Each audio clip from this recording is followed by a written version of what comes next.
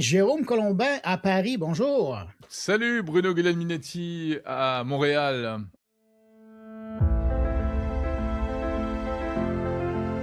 Ouais, bien rendu? Bah oui, ça y est, on est rentrés l'un et l'autre dans nos pénates après ce grand rush de Las Vegas. Euh, c'est vrai que ça fatigue un peu, hein. Ouais, ben moi, j'en suis revenu avec un bon rhume que Oui, j'ai partagé généreusement classique, à travers la résidence, là. Et classique, tout le monde est classique. malade, ouais. Bon. Mais on repart sur les chapeaux de roue avec une grosse actu cette semaine, Oui, Bruno. oui, grosse semaine pour Google qui est sur tous les ronds du feu en commençant, puis je serais curieux de t'entendre là-dessus sur entente donc de partenariat pluriannuel, c'est comme ça qu'il l'a annoncé, Mhm. entre Apple et Google dans le contexte notamment du Apple Intelligence. Alors ça, c'est une bonne nouvelle pour les gens d'Apple. Bah, je sais pas pour qui c'est. Enfin, si, je sais exactement pour qui c'est une bonne nouvelle et pour qui c'est pas une bonne nouvelle. Oui, on peut dire que c'est une bonne nouvelle pour Apple qui va enfin résoudre son problème d'arriver à fournir à ses utilisateurs une IA digne de ce nom. Parce que c'est quoi l'enjeu? C'est que on est avec les smartphones, les iPhones en Mhm. l'occurrence, un assistant qui soit aussi puissant que ChatGPT, qui nous comprenne aussi facilement, mais qui soit véritablement intégré dans notre écosystème, donc qui puisse aussi non seulement répondre à des questions sur le sens de la vie, la dernière journée de Louis XVI ou je ne sais quoi, ou comment réparer sa voiture électrique, mais aussi sur à quelle heure arrive ma mère suivant le billet d'avion qu'elle m'a fait transmettre, qu'elle m'a transmis il y a 15 jours, qu'est-ce que je dois préparer pour ma prochaine réunion de copropriété puisque tu as vu le mail qui est arrivé, etc. Voilà, c'est ça qu'on attend aujourd'hui d'un assistant IA, c'est-à-dire qu'il aille vraiment en profondeur. Apple n'arrivait pas à le faire. Et donc, c'est une bonne nouvelle pour les utilisateurs. Dans un sens, on peut dire que c'est une bonne nouvelle pour Apple, mais en même temps, c'est quand même un constat d'échec, je trouve. Mhm. Ça veut dire qu'ils ne sont pas arrivés à le faire eux-mêmes et ils sont obligés de s'en remettre à Google. Qui est leur plus grand concurrent. Eh oui, enfin, Et c'est et ça que je trouve, concurrents c'est et partenaires, parce que oui, non, non, on euh, s'entend, ils sont partenaires sur plein de sur domaines, plein de domaines, ils l'étaient mais on déjà sur le s'entend search, que, sur la ouais, recherche. ouais. Ouais, Mais mais effectivement, c'est comme tu le dis, c'est la semaine Google et c'est une super revanche ou en tout cas un énorme point pour Google.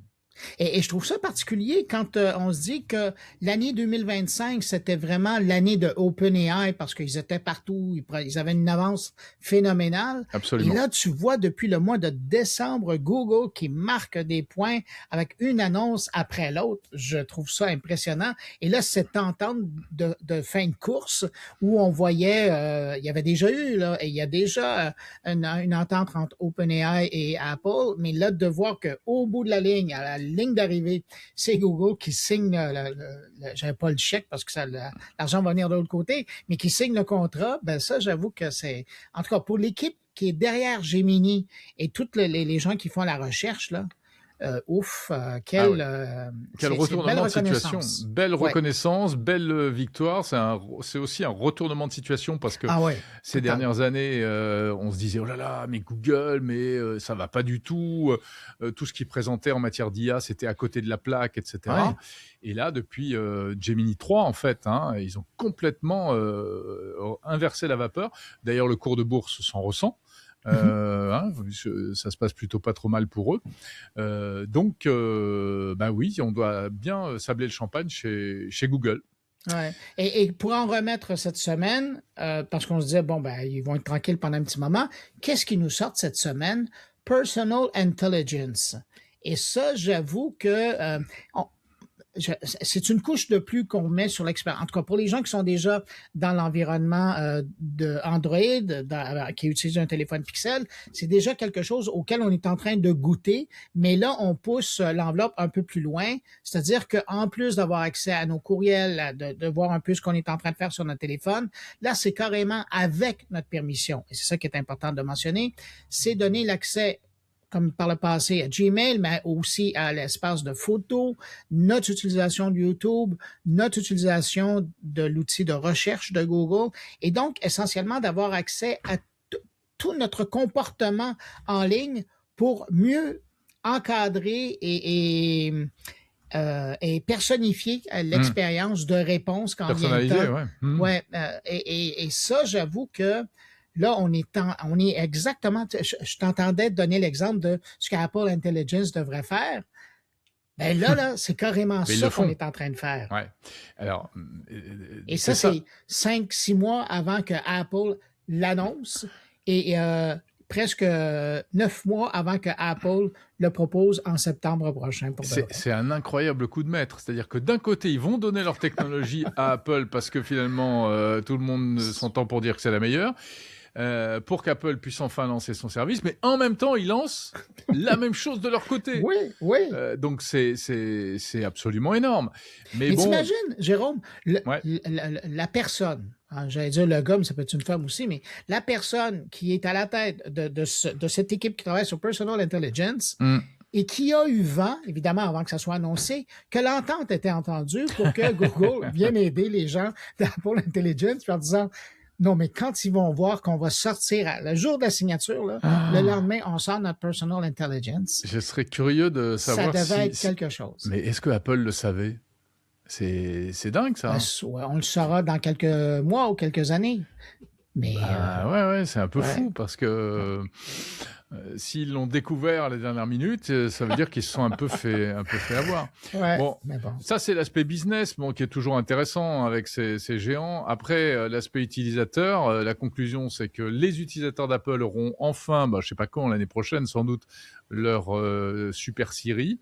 Et aussi les utilisateurs d'Android. Donc tout le monde sera content, tout le monde sera servi. Mais Bruno, alors d'abord c'est qu'aux États-Unis, oui, ce Personal moment, Intelligence pour le moment. Je ne sais pas du tout quand est-ce que ça arrivera en France, ni même le truc d'Apple, d'Apple. Et peut-être même, est-ce que ça arrivera en France? Est-ce que ça arrivera? Ça, ce sera la deuxième question, parce que là, on se réjouit. Mais si ça se trouve, pour des questions de protection de la vie privée, etc., ça risque encore de se heurter à la réglementation européenne. Et en plus, il est certain que ça va totalement encore plus augmenter la dépendance vis-à-vis de Google. Ça veut dire que finalement, que tu sois sur Android ou sur iOS, tu dépendras de Google. Donc, à mon avis, ça va être très mal vécu ici en Europe, je peux déjà te le dire. Oui, puis moi, j'ai l'impression qu'il y a des... d'ailleurs, c'est Elon Musk qui a sorti le drapeau de son côté en disant « Non, mais là, on est en train de créer un monstre monopolistique. » Oui, lui, ça lui va bien. Oui, c'est le genre de... Il se promène avec son drapeau rouge à cœur d'année. Ouais, bon, lui, c'est parce qu'il aurait préféré que l'un des deux, au moins, choisisse Grok. Mais bon, il n'a pas été laissé tout seul bien longtemps parce que là, c'est la défense américaine qui vient d'annoncer que Grok va être inséré dans tous les appareils informatiques de l'armée américaine, ce qui est peut-être pas une bonne nouvelle, mais enfin, on verra ce que ça va donner. Alors, cela dit, franchement, il faut remettre les pendules à l'heure. Il y a du Grok bashing parce qu'il y a du Musk bashing, et notamment chez nous en France. Je veux dire, les sujets à la télé, c'est pour dire que Musk est un nazi, que c'est un fou, etc. Effectivement, c'est un gars qui pose problème pour certaines choses, mais Grok, Grok est pas si mauvais. Alors oui, il déshabille les filles, là. Le dernier délire, c'est mets-moi en bikini, donc il est capable de mettre n'importe qui en bikini, y compris des hommes d'ailleurs. Et là, semble-t-il que ça a été...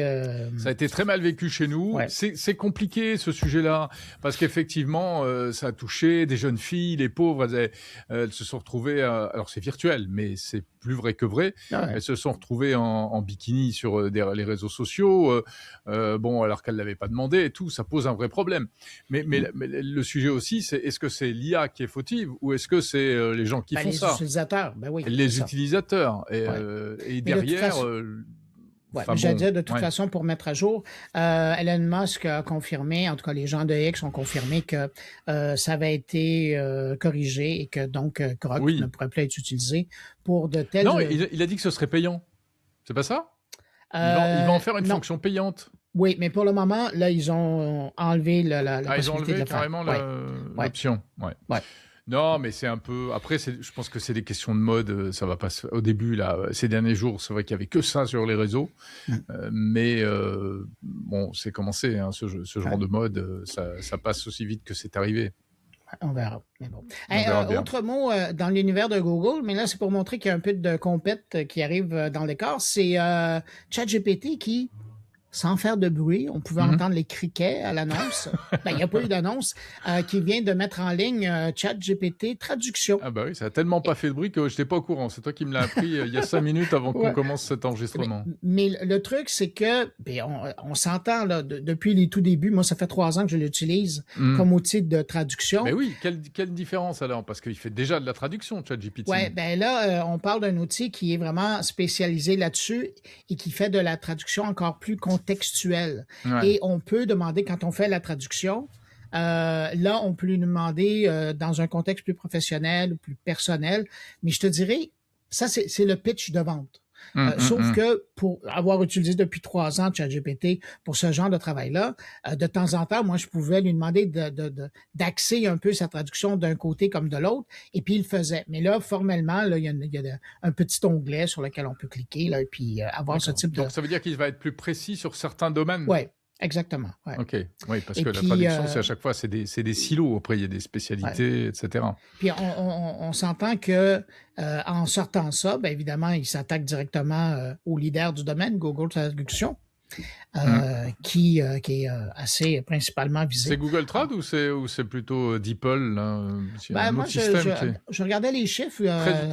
Ouais, Google Trad, puis il marche bien, mais un peu par rapport à... En entreprise, on utilisait plutôt DeepL, qui est... Oui, et ça, en entreprise, mais quand tu regardes la plupart des utilisateurs à travers le monde, les kidam, là... Le grand public. Je m'inclus là-dedans, c'était Google Traduction. Alors, on verra. Bien sûr. Mais bon, c'est pour... Oui, mais j'ai l'impression que comme le service existait déjà, c'est pour ça qu'on n'a pas voulu faire un gros battage publicitaire comme on le fait d'habitude quand il y a des nouvelles fonctions qui sortent. Ouais. Mais là, c'est pour dire que tant qu'à le faire, ben, créons donc une application et une destination avec le nom pour que ça soit clair. Ouais. Ah, voilà. Eh ben, écoute, il y en a qui pleurent là aujourd'hui en nous écoutant. Notamment les professionnels de la traduction évidemment. ou l'adaptation. Exactement. Alors, c'est tragique. Ça, c'est vraiment... On a beaucoup de compassion à leur égard, mais je veux dire, on l'a vu arriver gros comme une maison. Voilà, si on nous avait posé la question il y a 1 an ou 2, est-ce que je dois me former à la traduction, on vous aurait donné la réponse. C'est pas un métier d'avenir, malheureusement. C'est carrément pas un métier d'avenir, c'est certain. Ouais. Un mot du passé avant qu'on se quitte, mon cher Bruno? T'as vu cette transition là? C'est très fort. Il y a 25 ans, t'étais où, toi? Eh ben, il y a 25 ans, je faisais du tricycle, je pense. Non, je pense que je faisais déjà de la moto. Ah, quand même. Ou autre. Oui, il y a 25 ans, création de lancement de Wikipédia. Déjà 25 ans. Ça passe vite, on a l'impression que... Ouais, mais je pense que pour les plus jeunes, ça doit leur paraître... pour eux, ça a toujours existé, Wikipédia. Ouais. Et c'est drôle parce que ce matin, je faisais une entrevue à la radio publique sur le sujet parce qu'ils voulaient souligner. Et je disais, mais le défi pour Wikipédia, c'est parce que tous les gens qui étaient autour du micro, là, ils connaissaient tous Wikipédia. Mais bon, ils étaient tous 30 ans et plus. Et c'est la génération qui a utilisé Wikipédia. Moi, je fais partie des gens qui ont connu le monde où il y avait des encyclopédies papier bien sûr. dans lesquelles j'allais piocher pour aller chercher des choses intelligentes à raconter. Mais les 30 ans et un petit peu moins, eux, ils ont connu Wikipédia. Et donc, à partir de ça, quand ils cherchaient quelque chose, ils allaient sur Wikipédia. Mais aujourd'hui, les mêmes jeunes qui sont sur les bancs d'école, ils vont plus sur Wikipédia. Ils vont sur les ChatGPT, ils vont sur les Perplexity, ils vont sur les Gemini, et c'est là-dessus qu'ils vont chercher leur information. Alors, Wikipédia... Mais qui se base beaucoup sur Wikipédia, quand même. On s'entend, mais Wikipédia n'est plus une destination naturelle. Et donc, moi, j'ai l'impression que le défi aujourd'hui pour Wikipédia, à part d'assurer son financement, c'est aussi d'aller trouver une façon d'aller chercher la nouvelle génération d'utilisateurs de l'Internet. Et ça, c'est pas gagné. Absolument. Ouais, tout à fait. Oui, parce que Wikipédia, rappelons-le, c'est une fondation. Ça marche essentiellement grâce aux dons. Ouais.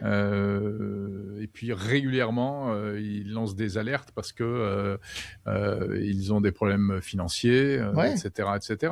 Et en plus, Elon Musk, il leur a un peu tapé dessus en disant qu'ils étaient trop woke, que parce que finalement, même pour une encyclopédie, oui, c'est difficile d'être neutre. Ça n'existe pas, la neutralité. Hein, ça, c'est un grand débat philosophique. Mais et puis Wikipédia a aussi souvent été le terrain de bataille, d'influence. On sait qu'au moment d'élections ou autres, les équipes se ruent sur les profils Wikipédia pour les modifier ou pour modifier celui de l'adversaire, etc. Alors peut-être que c'est la fin de tout ça aussi, hein, tu as raison. C'est-à-dire pas la fin de Wikipédia, mais la fin de cette omniprésence de Wikipédia. Qui au début, rappelle-toi, il y a eu plusieurs phases où on trouvait ça génial, et puis après, les enseignants disaient « Ah là, non, surtout », ils disaient à leurs élèves « N'utilisez pas Wikipédia », pour finalement se rendre compte que si, on pouvait quand même l'utiliser, mais il fallait l'utiliser intelligemment, etc., etc. Oui, puis moi, je me souviens évidemment, il y a des histoires, des définitions qui sont statiques parce que ça change pas. Genre l'histoire de la Grèce ancienne, à moins d'une découverte archéologique, ça va pas vraiment changer. Ouais, c'est sûr. Donc ça reste là. Mais tu sais, à un moment donné, quand ils ont fait des tests et ils ont été chercher, ils ont comparé Wikipédia à la sacro-sainte Encyclopédie Britannica dans le domaine des sciences, ça, j'avais trouvé ça drôlement intéressant parce que à un moment donné, quand ils comparaient les encyclopédies, la Britannica était arrêtée à un moment, tandis que l'autre, la Wikipédia, dans des domaines de sciences, de mathématiques, évoluait avec la connaissance. Ah ouais. Et il y avait des chapitres dans la Britannica qui n'avaient pas été réouverts depuis un certain moment. Et dans la Wikipédia, il était beaucoup plus à jour. Pourquoi? Parce que ce sont des académiciens qui sont spécialisés dans le domaine, qui se sont octroyés et qui se sont vus octroyer la garde de certaines définitions de certains sujets. Et eux s'assurent, c'est une religieux, là, ils s'assurent de garder ça à jour avec les preuves, les liens, avec les publications scientifiques. Et c'est pour ça qu'à un moment donné, en tout cas en ce qui me concerne, Wikipédia, c'était plus une question de dire est-ce que c'est aussi fiable qu'une bonne vieille encyclopédie? Ben oui, ça l'est. C'est même plus à jour que ceux-là. Et non, c'est ça. Mais c'est comme je te dis, je ne vais pas me répéter, le défi, là, maintenant, c'est d'aller chercher, de plaire à la plus jeune génération. Ouais. Voilà, Wikipédia, 25 ans. Merci Bruno d'avoir rappelé ces souvenirs, parce que des souvenirs, nous, on en a à propos de ce site, effectivement. Mais parlant de souvenirs, à tous les jours se font des souvenirs, et cette semaine, tu vas en créer de nouveaux avec mon numérique. Ouais. Tu veux que je te dise ce que j'ai dans mon numérique cette semaine? Oui. Quels seront nos souvenirs dans 2 semaines? Alors, je consulte mon nouveau dashboard super sophistiqué, hyper high-tech que j'ai programmé en no-code pour répondre à ta question. Oui, il s'appelle PodTracker. OK, PodTracker. Donc, cette semaine, si on regardait dans ton PodTracker, qu'est-ce qu'on verrait comme sujet? Ah, ben on a des bonnes choses, mon ami. On parle de réalité virtuelle avec la société Lynx, qui est une start-up française qui crée des casques de réalité virtuelle. Mais ils s'en sortent vachement bien. Ça fait plusieurs années qu'ils font ça. Ils le vendent à des publics spécialisés. Pourtant, c'est dur de faire du hardware, en plus dans ce secteur-là, quand on est un petit Français. Et la semaine prochaine, ils présentent à San Francisco leur tout nouveau masque de réalité virtuelle. On en parle avec Stan Larocque, le patron de Lynx. Et puis, je parle également du nouveau super ordinateur, super calculateur installé pour le compte du CEA et de la défense et de la science française. Oh, ça doit être pas mal, ça. Alice Rocoq, du nom d'une informaticienne française dont le nom a été complètement oublié, qui pourtant était une personnalité de premier plan à une certaine époque. Donc, super machine qui vient d'être inaugurée. Et enfin, on parle de souveraineté numérique, bien sûr. Avec le beau cadeau qu'Amazon AWS vient de vous faire. Là. Eh bien, si tu crois pas si bien dit, alors que Amazon confirme son invention géniale qui consiste à aller mettre des data centers en Europe en disant qu'en fait, ils sont souverains et qu'ils sont pas américains. Et qu'ils sont incorporés en Europe maintenant. Exactement, mais en fait, ça ne convainc pas du tout les professionnels qui se réunissent la semaine prochaine au ministère de l'économie et des finances pour un sommet sur la souveraineté numérique et pour tirer le signal d'alarme en disant c'est pas possible. En tout cas, dans les secteurs les plus sensibles, il faut se défaire de cette influence américaine, sinon on court à la catastrophe. Voilà le sommaire de Monde Numérique. Wow. De quoi parles-tu cette semaine dans ton carnet, Bruno? Ben écoute, comme je sais que le vibe coding te plaît beaucoup, j'ai décidé d'en parler. Alors, j'ai une entrevue au sujet du Cloud Code. Alors, si vous voulez utiliser l'outil le plus à la mode Je sais qu'il y a des outils spécialisés, mais Claude Code, ça peut être intéressant. Super, Alors, je ne l'ai pas utilisé, mais il paraît qu'il est génial. Ouais. ah oui, assez. Ben, moi, je me suis amusé avec. J'avoue que je me suis fait une petite application, mais qui sert absolument à rien, mais je l'ai faite. Alors, c'était formidable.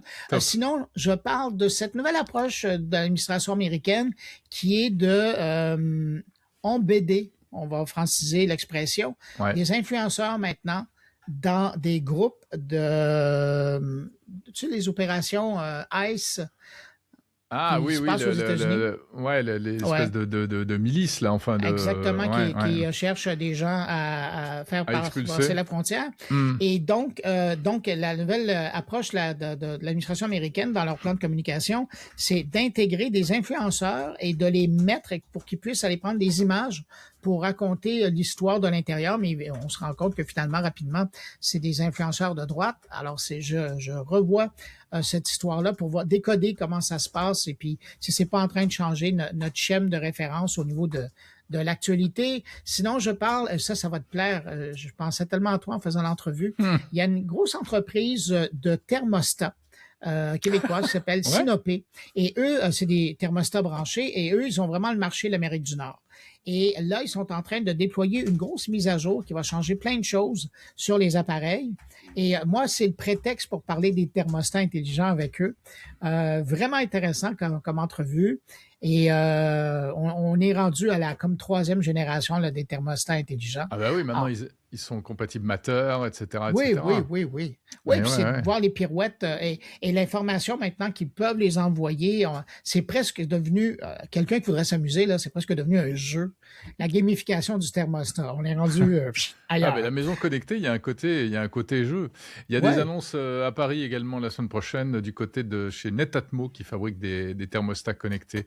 Pourquoi je n'ai pas l'impression? J'ai l'impression qu'on va en entendre parler chez vous. Écoute, c'est possible. Et puis surtout, on va en parler dans le podcast Monde Numérique, dans le podcast Maison Connectée. J'en profite pour me faire un peu de pub, si ça t'ennuie pas. Voilà. Allez, écoutez Maison Connectée. Autre chose à annoncer? Non, pas d'annonce nouvelle à ce niveau-là. Non. Il faut que je me remette au boulot pour finir le prochain épisode. D'accord. Alors, j'insiste pas. Écoute, Jérôme, je te remercie d'avoir passé comme ça gentiment dans mon carnet et de m'avoir permis de passer chez vous, dans mon numérique. Plaisir partagé, puisque effectivement, cette séquence est diffusée à la fois dans ton carnet et dans Monde Numérique, comme chaque semaine. Et on reprend les bonnes habitudes cette année. Ouais, monsieur. Puis on se retrouve la semaine prochaine. Salut Bruno. Puis on est sur YouTube aussi. Allez. Salut. Ciao. Bye.